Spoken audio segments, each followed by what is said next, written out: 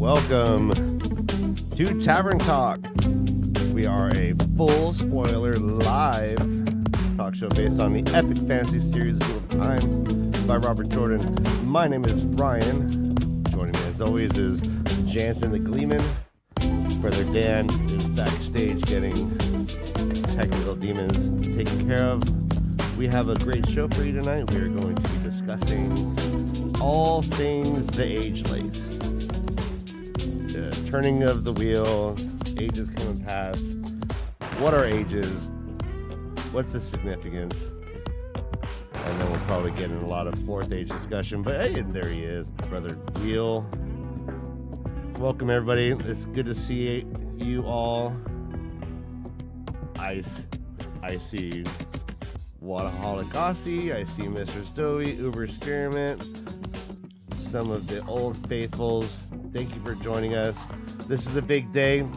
We just finished up our first time reader show, and we are going to be focusing all of our attention onto Tavern Talk moving forward.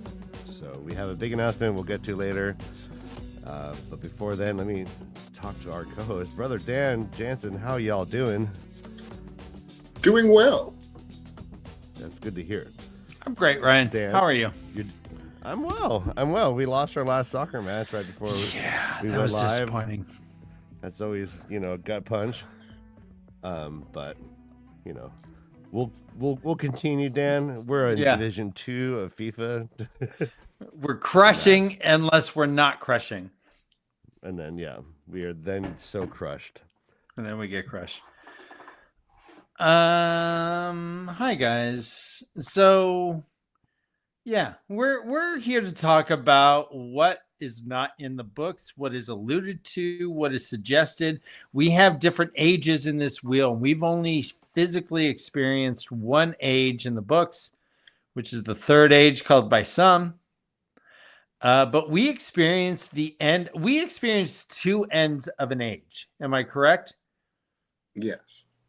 When we saw the breaking of the world, when we saw the creation of Dragonmount, that was the end of the second age, the entry into the third age.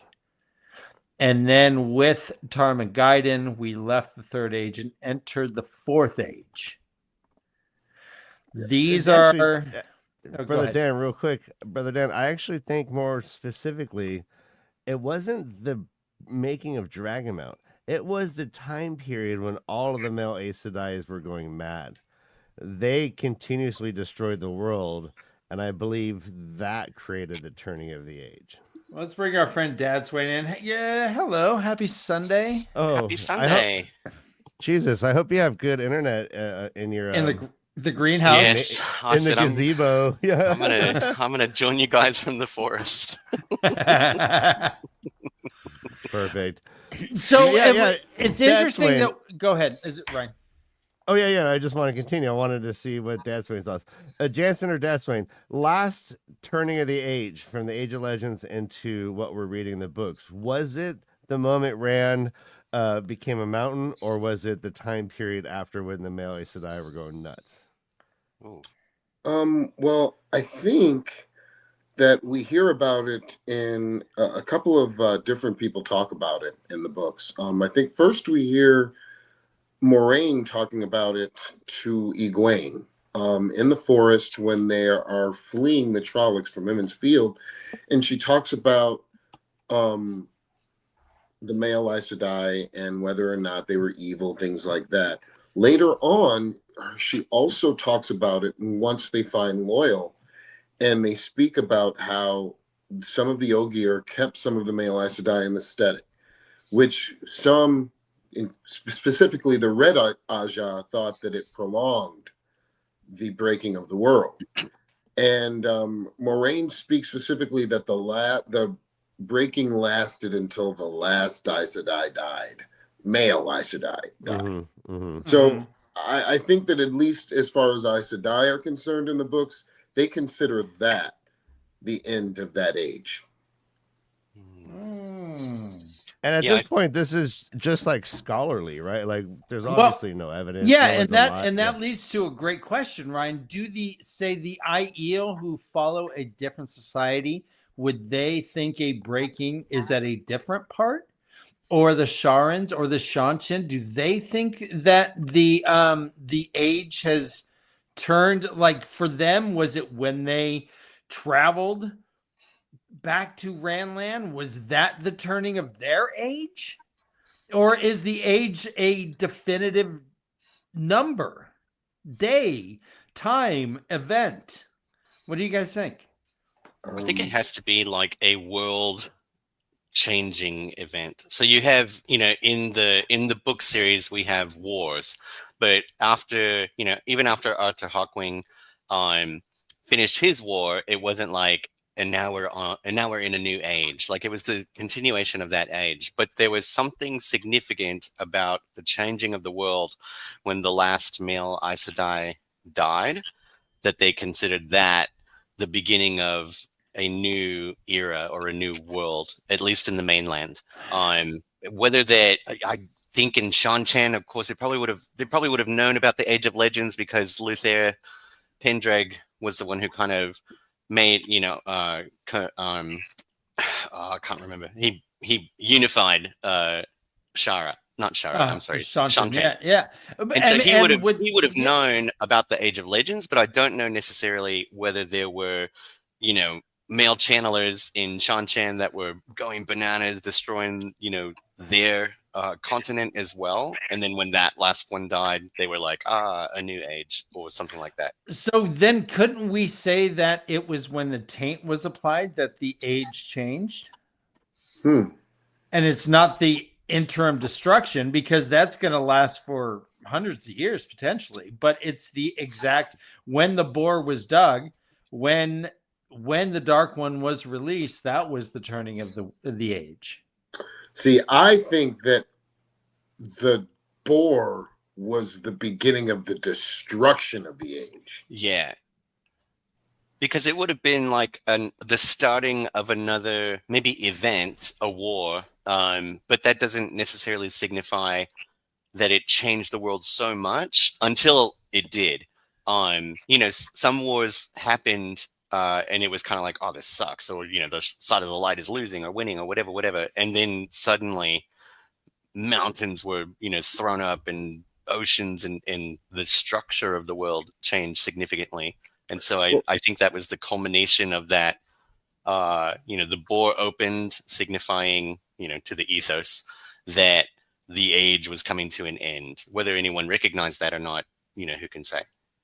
Well, we do get actual text from Robert Jordan in the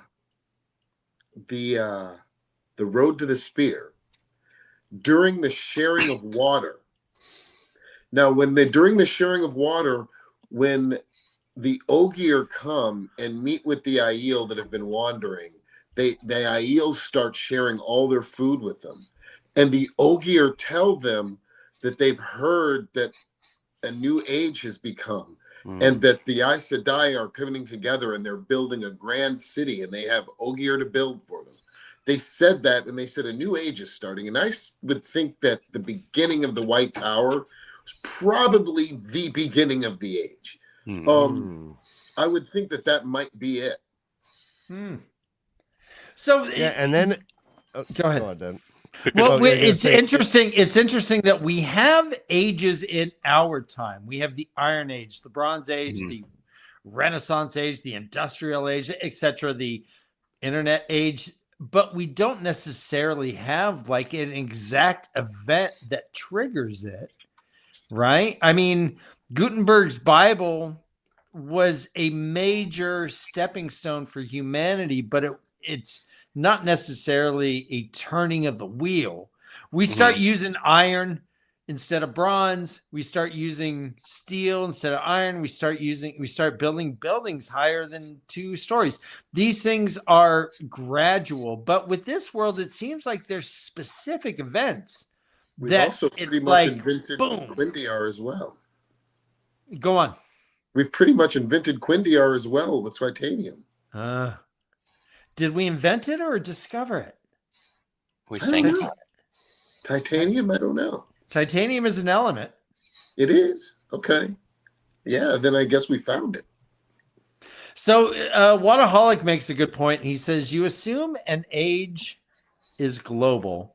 That's so Ooh. interesting. I was just thinking about modern, how the industrial age or the, whatever age was something that we recognize because it's part of our national or, the structural history. But if you go to like Africa or something in like remote places, they wouldn't know what you were talking about as far as like the turning of age. But significant events in their timeline in this world would have activated like a new age. I was thinking specifically about like when the British were attacking the Zulus, and they restructured their spears to be more effective and began winning, and it kind of signified a new age of weaponization and technology that allowed the Zulus to continue on instead of being eradicated. That happened in the Road of the Spear too. Mm-hmm. So What yeah, did? that is a good point then, Waterholic, that so culturally, are we just looking at a turning of the wheel based through the power dynamic that is Ranland and whatever is occurring within those 5,000 square miles or whatever? It's probably bigger, but I definitely think that the Westlands are very self-absorbed with the Westlands. Yes.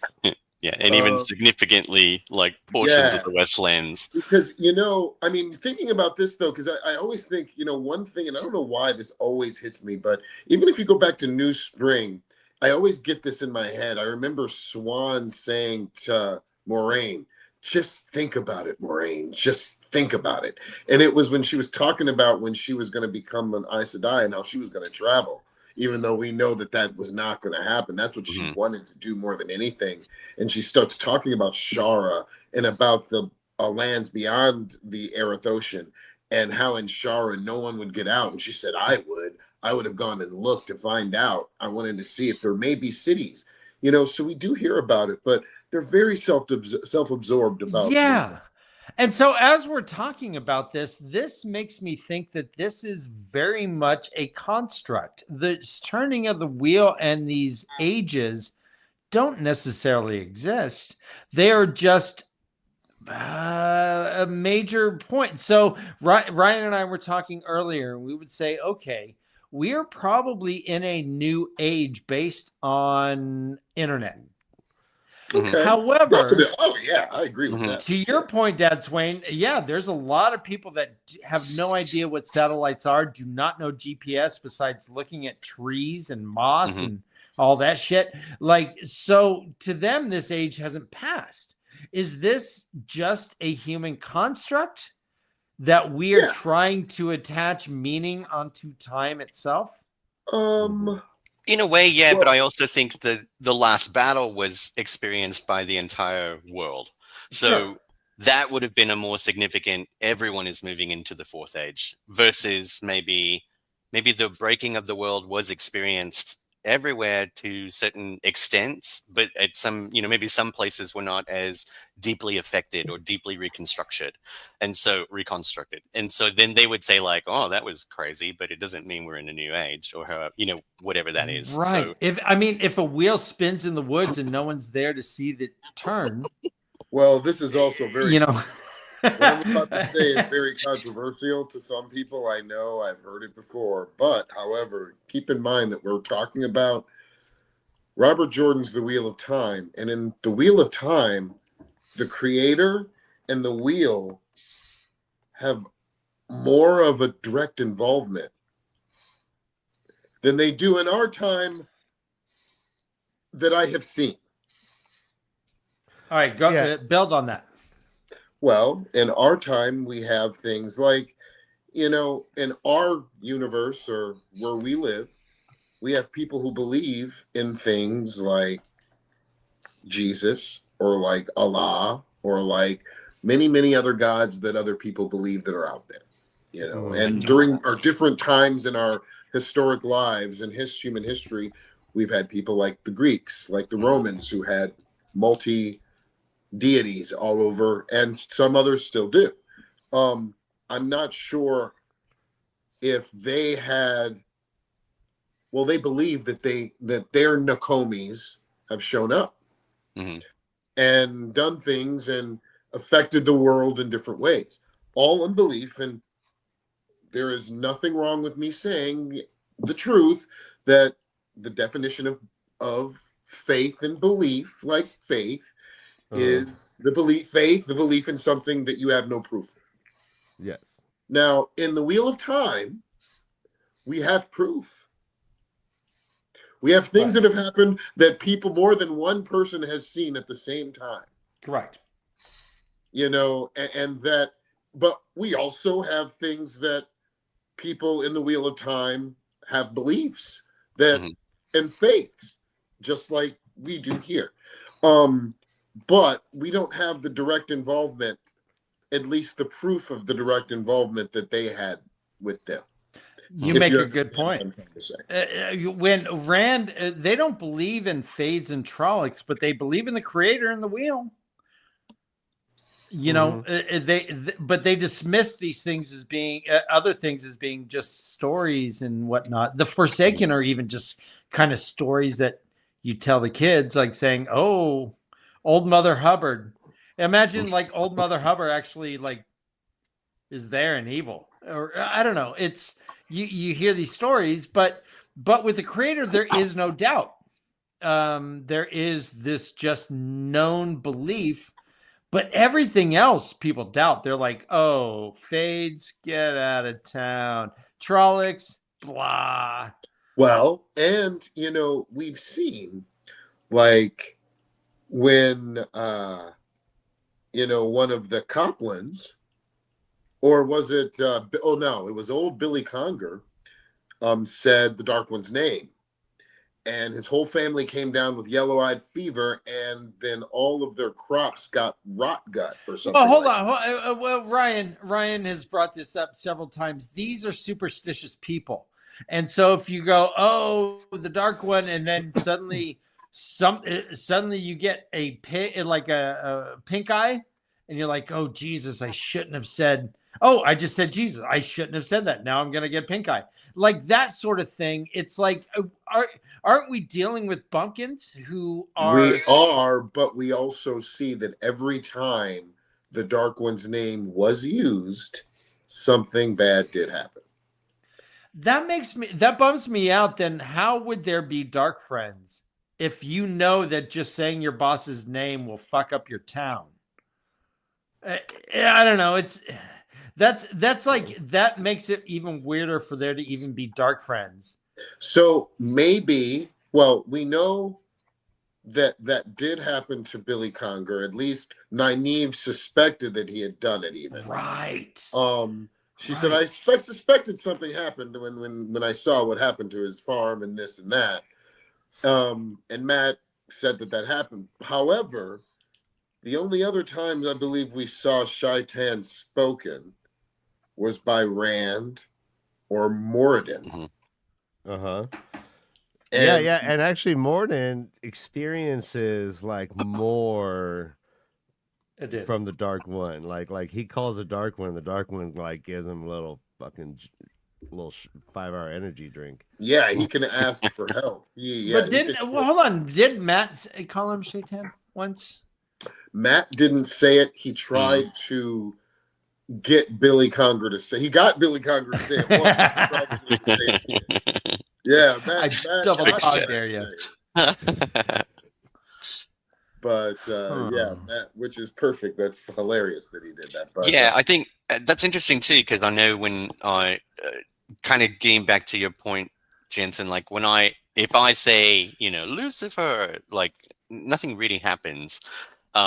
Whether he's looking at me right now, I couldn't say. But when Rand said Shaitan, like his vision blurred, he got dizzy. You know, like there was an actual physical reaction that happened. Even Nynaeve said to him, like you didn't see you didn't see the Dark One's eyes on you right now. Like I didn't just see that happen to you. She said it. So yeah, it's these deities and dark forces take more of direct hand on our heroes and villains in the Wheel of Time, which is fantastic plot armor, actually. Yeah. Fantastic, but also it gives the readers and the fans a tangible place to see bad, a tangible place to see good, a place where good and bad are being generated, a power source for those things. Like, we get to see that, and that's a good thing to have for book readers, especially. It's interesting to think, like, what commentary might be being said about our age, right? The second age, by some, right? Like, Yeah. so we've had like Release. the Mercedes-Benz symbol, like the dinosaurs, etc. Like, so we are to assume that like we're currently living in the second age. There's hints from Tom Maryland that our age might end in fire, might end in ice, right? Because we first meet him, he's like, "I'll tell you about ages," you know. Well, even in Christianity, the age ended with Noah, apparently, Oh, right. and started, and apparently, according to the Bible in Christianity, it is going to end in fire the next time. And don't we know the ending of the second age is the breaking of the world? No, I guess no. We're the first age. My bad. Yeah, we're the first Right. age. Second I age was is like, Age wait, of Legends. The Age We're of living in Legends the is first second age. age. Okay. Yeah. Yeah. But so that would mean that if the cosmology of the world is accurate, and like the people in Randland just happen to know it, like what did Robert Jordan say? There's no churches because the concept of good and evil is self-evident to these people. So like so the commentary would be that we are shrouded from this knowledge, but yet we have all these religions that talk about time being linear. I mean, only one real major religion believes in the transmigration of the soul. Yeah, At but all. he also did some things to make it where other cultures, even though they were good, instead of him calling them a religion or making people seem their religion, they were more custom. You know, like Aiel, the custom was to do this and to do this and to do this, you know, but so many things that they mentioned as customs were things that we would call religious things here. Just like, you know, how the Aiel went to do certain like prayers and certain like rituals in order to get to a certain place, you know, or a certain like level in whatever they were doing.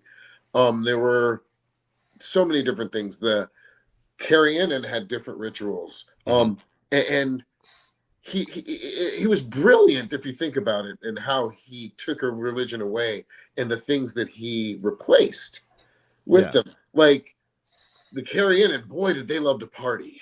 You know, Sure. so did the Well, sure. Eldari. You know, like and their Just customs. like a Kyrian. You know, And then like because so many of our religions have to do with, you know, celebrations and, you know, holidays like Christmas, you know, like Rosh Hashanah, like you know, all of those things. You know, so he found a lovely way to change those and make them cool. Yeah, and I think he I like did a good that. job of like I think this ties into ages too, just how the concept of not just, we would say faith and religion, they would say, you know, their connection maybe to the creator or something like that, but how places were considered sacred, which would elevate them to a certain extent, but there weren't people worshipping Ruidian or building, you know, structures in you know, the holy building of Ruidian. It was just Ruidian, but it was elevated in some way.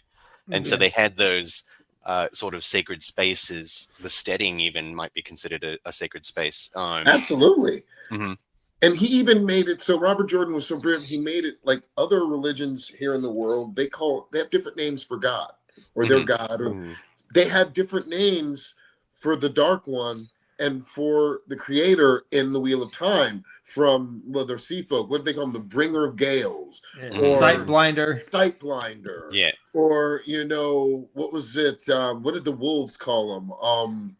The shadow killer. No, that They was call called Ran the Shadow Pip. Killer. But they had different names for, Yep. so it was, that was kind of cool. So it made it so even other cultures, they were good.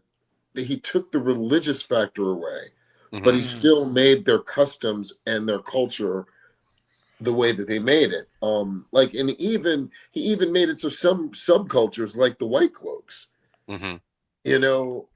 and the other subculture, which is crazy, was this is one other thing I wish I could have seen on screen, were Massima's entire brood of crazy people, and like I would have loved to see the women of Massima's, whether Piran called them like dark-eyed harridans or something like that. I would have loved to have seen that. I don't blame any of the Dragon Sworn for who they were.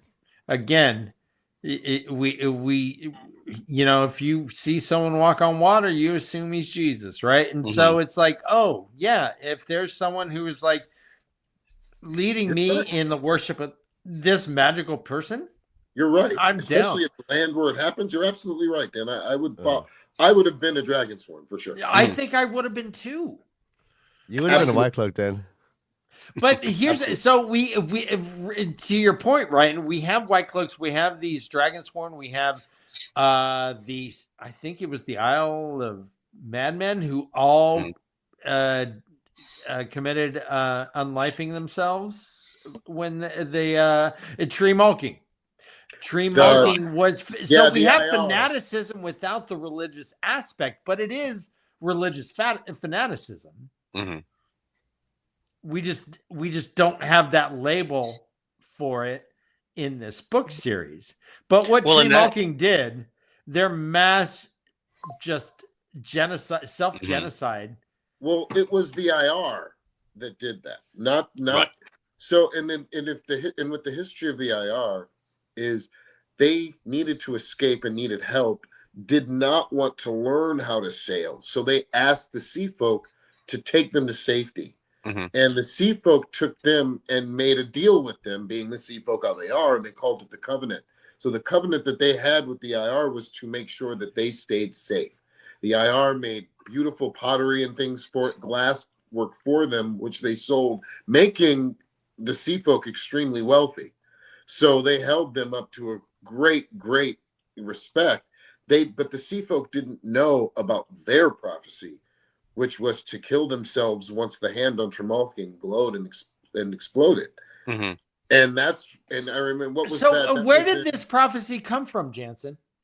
It came from the deal that the IR had with the sea folk at the breaking of the world, when they were lost adrift. And we hear about that through Zaida, I believe, when Logain comes to demand the ships that they had promised the Dragon Reborn. And then while they're doing that, they come in and they hear about the IR killing themselves. And Logain is standing there, and I believe he says, "This is one of the worst things I've ever heard." And he says, "But even though it is, get ready for Tarmangayden." And she says, "Are you mad? Are you crazy? Are you heartless?" She's like, "We must mourn." And he says, "Mourn if you will, but mourn ready for Tarmangayden." It's coming, baby. But so to my point, we're dealing with religious fanaticism without the religious element. Yeah. And we are also perhaps dealing with a prophecy, maybe, that suggests that the Kohen Call will be destroyed. And when that happens, everyone is going to off themselves. This is weird. I like that it's in a prophecy, and I'm fascinated lately by the prophecies going on. And this is just another weird one, right, Ryan? Do you wonder if maybe one of the IR's relatives' last name was Tiracel and they heard it wrong? or we don't know. Like I think they're called the MIR, if I'm not The mistaken. MIR. Sorry, yeah, You know who and they, Tiracell was, right? yeah, and it's like we don't know. It doesn't really go into any detail whether whether any of them could channel or had foretelling or anything. So the prophecy could Because have come from Tiracell was anywhere. the Tiracell gave the prophecy of possibly everything going down, killing Rand and everything going down, and we're all gonna die. Well, So that's when we have to assume that there were channelers on Tree Malking, just like I they would assume were so. all Yeah. across the globe, right? Well, and then that circles back to our topic, which is that once the Cohen Call began glowing, their age was coming to an end, but it was only isolated to the MIR. So the rest of the world, Rand saw the Cohen Call glowing when he passed by it on his way to Kyrian, but he wasn't like, oh no, the end of an age, So it was perspective sometimes because they called it the time of illusion, if I'm not mistaken, and so they were like end of illusion, and so we're like, and now this is the end of illusion. Just as the Ogier were like, now we have to open the book of translation, and this is the end of whatever the Ogier. Just like the IL's, like you wake from the dream. Yeah, and the entire islands of Tremalking turned into Jonestown. Yeah. So let's talk about channeling then in the Fourth Age. Too bad if you were just a regular sea folk, happened to be out and about that day, and everyone just. They were all gone, remember? Yeah. Their cell phone reception suddenly, they're just getting no bars. They're like, what happened? But I love what you said, Dan, because let's talk about channeling in the Fourth Age. Mm-hmm. I thought about something just yesterday about that I don't think anybody else has. Talk to me. Well, let's think. So listen to this. So we know where channeling was going and headed towards the Fourth Age with women. We know that Egwene made a deal with different channelers from different, organizations, and they're going to be together. They're going to be learning with each other. Well, we also learned that now men can channel, right? And they're going to be learning, and different countries are going to be sending different people to the Black Tower to learn and everything. Oh. But there's one group of people who learn how to channel differently than everybody else, even though, and they have made a pact with the White Tower. Now, are sea folk, male channelers, going to go to the Black Tower or learn themselves just like their women do? And are Aiel channelers, male channelers, going to send themselves to the Black Tower, or are they going to learn like their women do with themselves?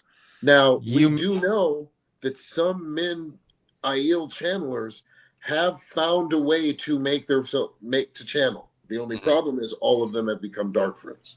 Right. You make a good point, because every pact is for female channelers. Yeah. There is no pact made for male channelers of these different nations. No. Oh shit. Well, it also begs the question of, will the White Tower make a pact with the Black Tower and have men come to study how Saidin and Saidar can work together? Now, the day that happens will probably be the first day of the Fifth Age. So will Androl and Pavara share what they've learned about their connection? They'll have to. What does that mean? I think that they will be protective and guarded. They've gone through a lot of shit. This is something very intimate to themselves, and I don't know if they're going to share this.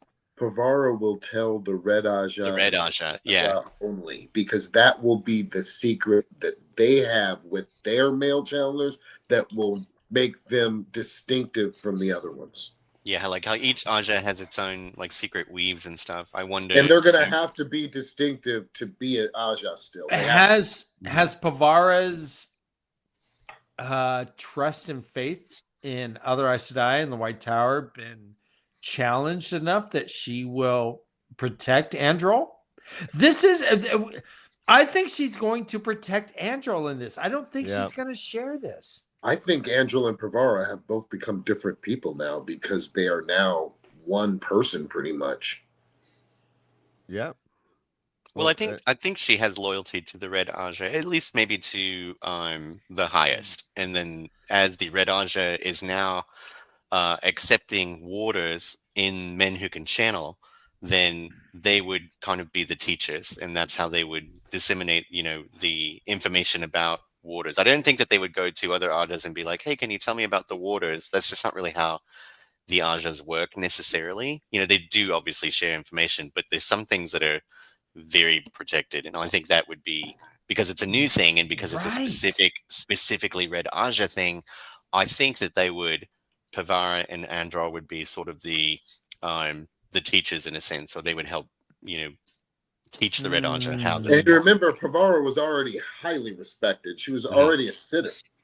So when she does come back to the White Tower, she's going to be, especially after what's happened, she's going to be one of the most respected ever. She helped, clear out the Black Tower from the Dark Ones. She's going to be up there. She's going to be up there Why with my niece. why would Pavara go back to the White Tower, guys? She's Aes Sedai. Because she's What? Aes Sedai. But no, she is bonded to her Ashaman though.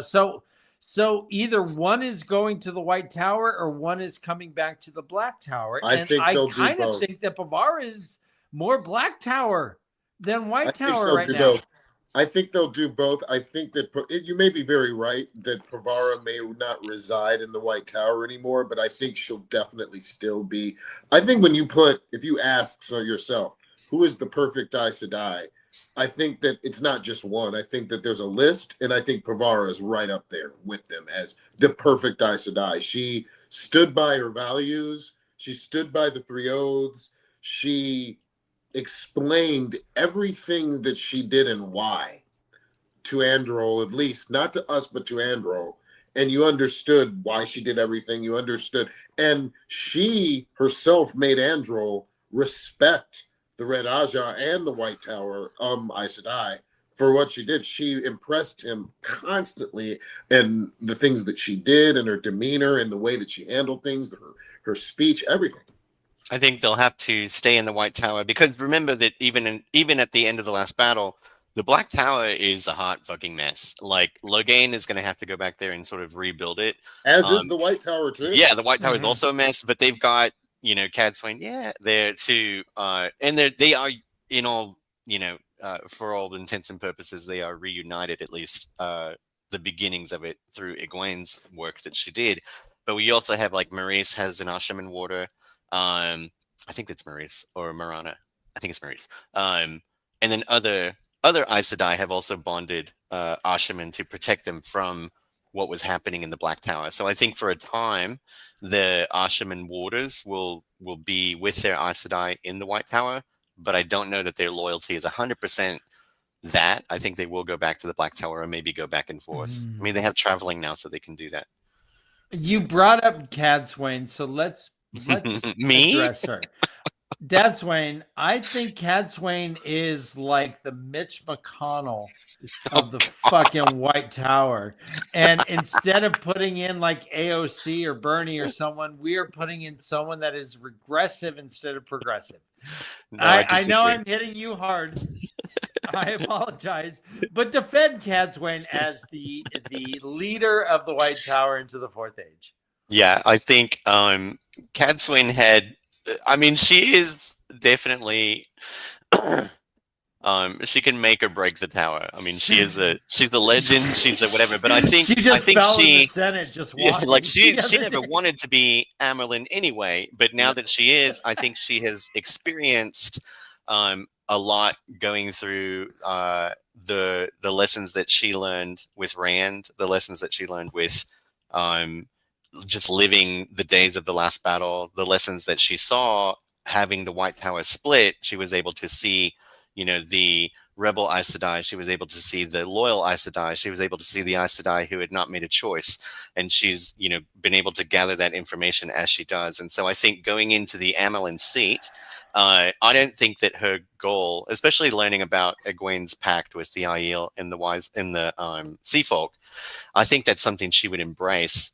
And I think that is something that is, as an Amerlin, like she doesn't really have that much time anyway. unless she decides to go retire into the kin. No, she's Um, still.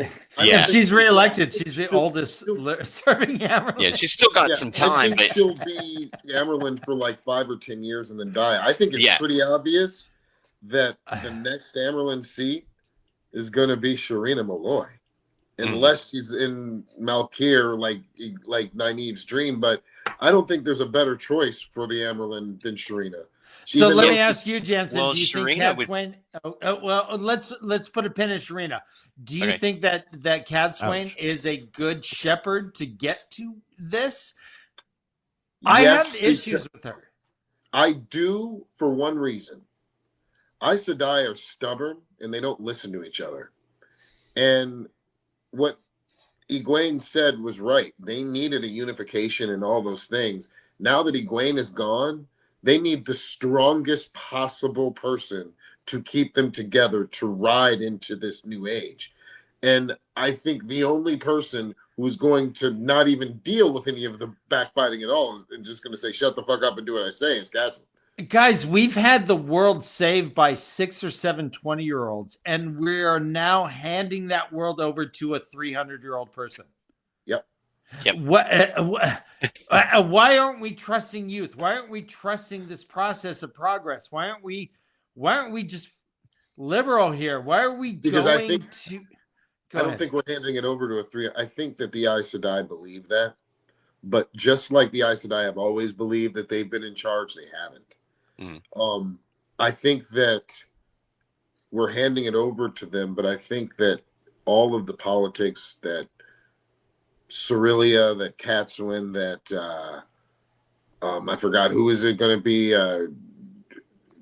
Rhaena, whoever is in charge of the Sea Folk, whoever's in charge of the kin, all of those people are going to be doing their politics and kings and queens and all those things, but the other smaller entities are going to be running the world like they always have.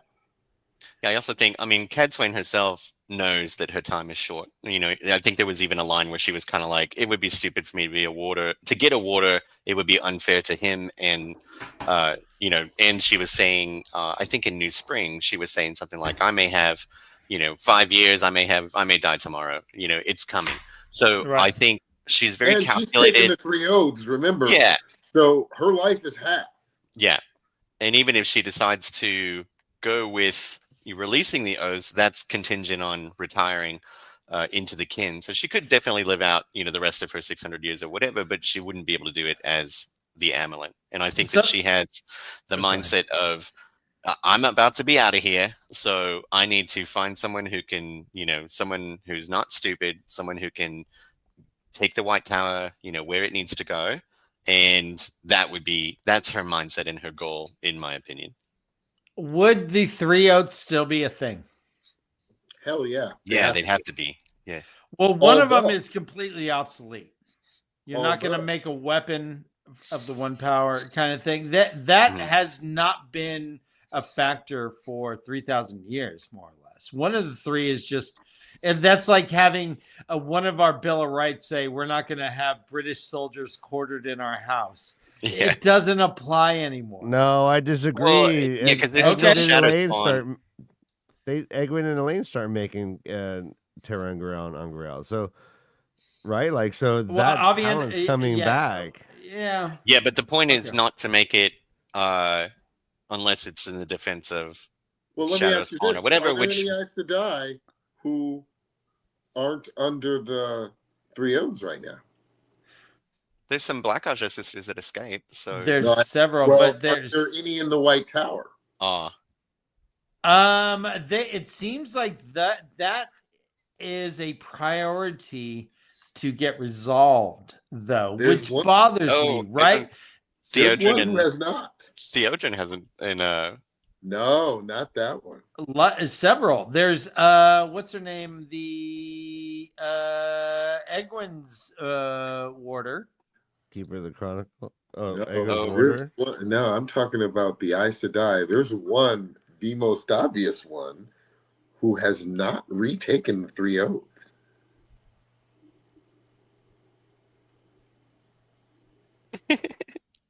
Egwene. And not only that, Nynaeve? also had the Where she took those. opportunity to Oh, Elaine. Elaine? she also had the opportunity to get them taken away. Would it have been one of the hunters? I give up. I'm at a loss. Moraine. Oh, What was the third and what did she ask for? To her get the oaths taken away? sangreal. What her did she Umbriel. ask for from the elfin? Because had her even though the Umbriel. door was gone, she still got three things. Yeah. We know that one was the bracelet. hmm Matt asked her what the other two things were, and she said she's going to not tell him right now. What do you think Moraine could have asked for that would have benefited her? Like immunity from the oath. To take away the three oaths. Oh, oh my goodness. That makes sense because she never got stilled, or the ability to channel wasn't released Yes. from her. So she's still under the oath. So Yeah. she can, not only that, she can, if she did that, she can lie, and she's going to live a lot longer. hmm And she had the opportunity to find out. Remember, Moraine also knows how to eavesdrop, and also had the benefit of going through the rings and knowing the future. Yeah. So she knew what she could and couldn't ask for, and they never tell us what the other thing she asked for. And I always thought, what's the biggest thing that could benefit Moraine going through there and asking for? Take the oaths away. Did the oaths apply while she was in the Finn world? Well, I could see her thinking that she'll do anything that she could to help Rand win. Killing another sister might have to do that. Killing anybody might have to do No, I'm that. wondering, did she channel there? Did she? Yes. Did she? Because they made her, I think. They made her channel because they fed off of her. They gave her the Angriel. Okay. And she even says she didn't know that they were going to use it against her. But that's what she asked for. So that's, I was always wondering, what did she ask for? That's some hentai shit right there. Yeah. She was the one who never went through back. She never went back through, never went through anything, because obviously no one's going to say Moraine was a dark friend. Obviously, she killed two of the Forsaken. She was Rand's protector and savior. But not having the three O's would definitely have helped her.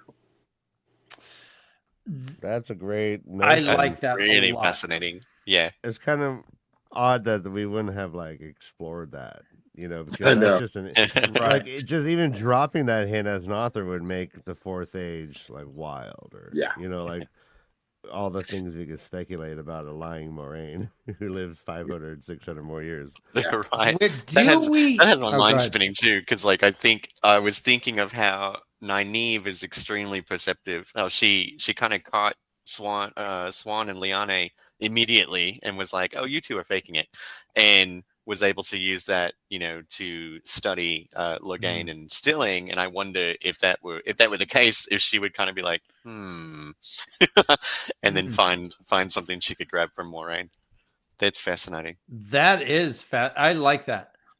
I think we have a quote or two from a prior Fourth Age, correct? Yes, we do. From Loyal, we have them. Well, a prior Fourth Age.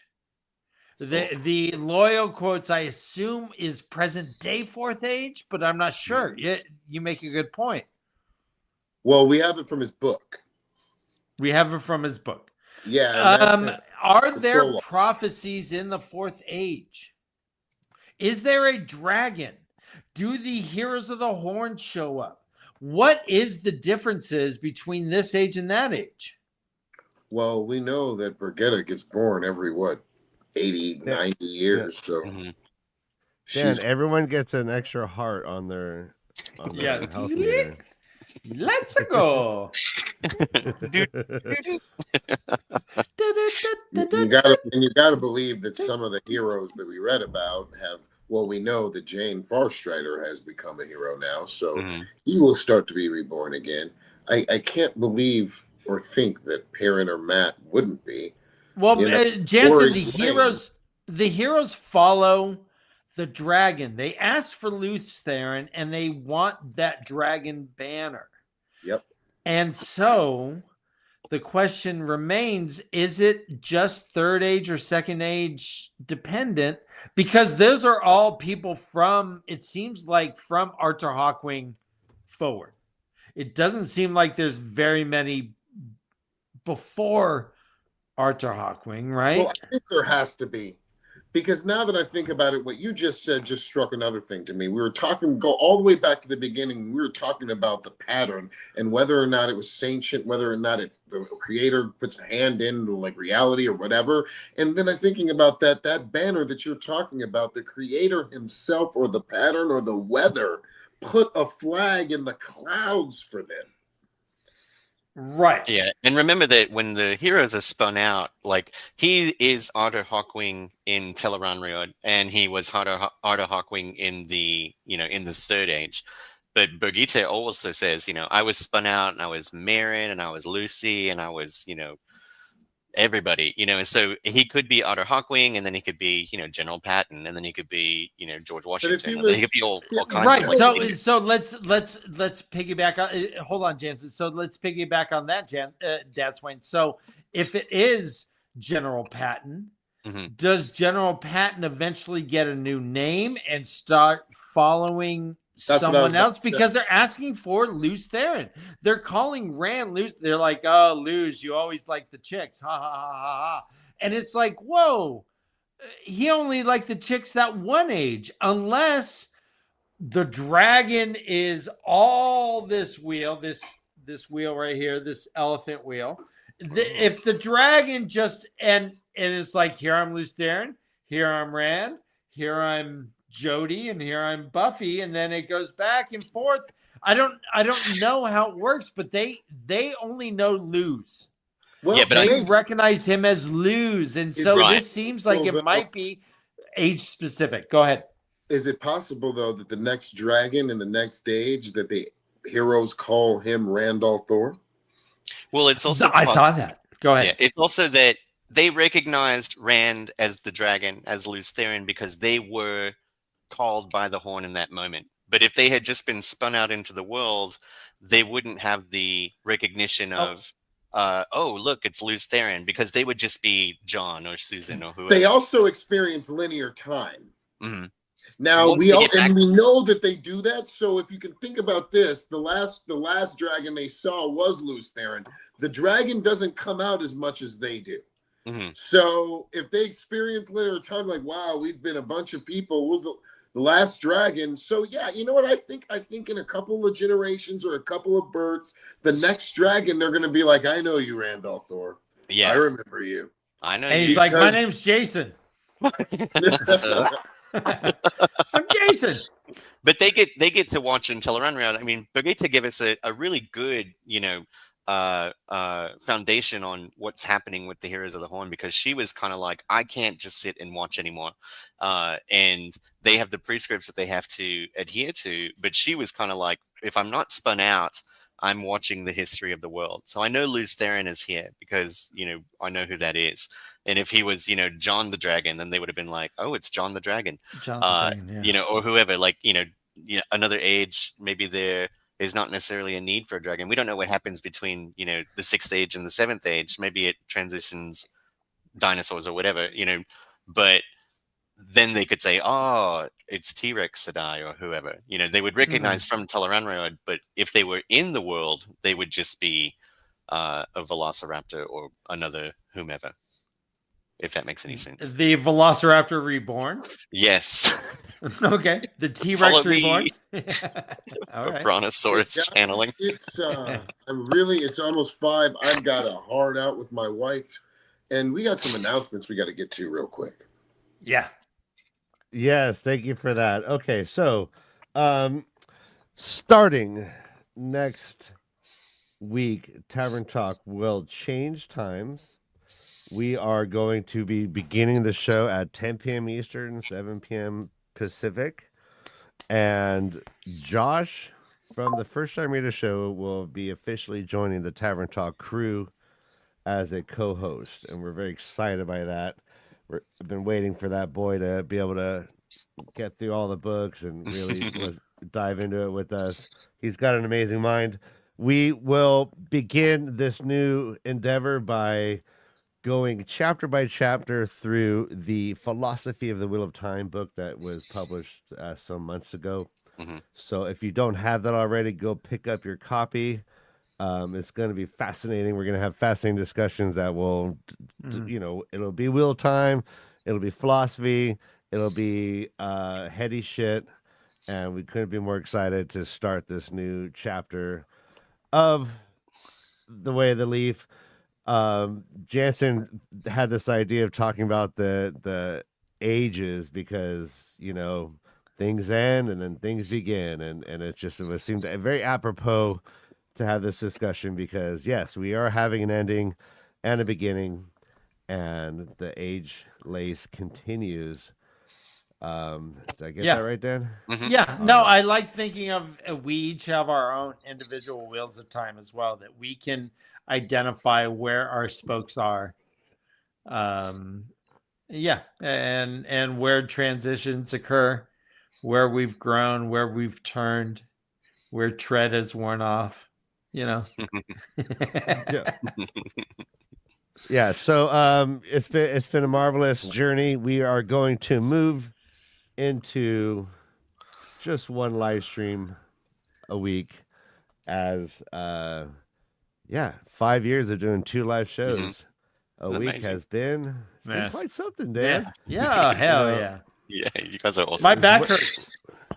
way more hours put into this than everyone sees on the screen. So I appreciate you guys' understanding of any changes. If this fucks up your schedule, change your schedule. Well, and we're also we record Moving- this stuff, so moving you can to the watch next it stage. if you're not here. But yeah, hopefully everyone's going to be able to adapt with us and change with us and move. Just 3 hours difference, and I think you guys are going to love Josh. He is literally one of the more brilliant minds in this community, and I'm glad that he's. We're going to deep dive with him. Yeah, I'm stoked. I'm already in love with Josh, so I'm excited. Yeah. So yeah. All right. All right. Guys, Ryan, give us a Bella. We'll see you guys very soon. I can't wait to try to start this and see how it works out. All right, we'll see you next week, guys. Right on, guys. All right. Bella!